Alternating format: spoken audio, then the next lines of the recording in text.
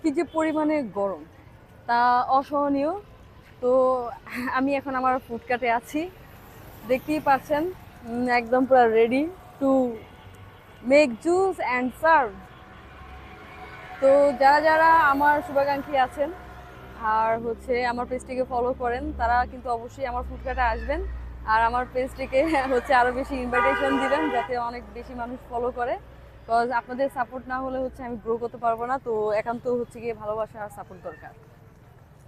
তো এখানে দেখাই যাচ্ছে আমি জুস আইটেমটা এখানে বানাই আপাতত, কজ যেহেতু দোকানটা সামনে নিয়ে আসতে পারছি না, রাস্তাটা বেশি ব্লক হয়ে যাবে, আমি চাচ্ছি না।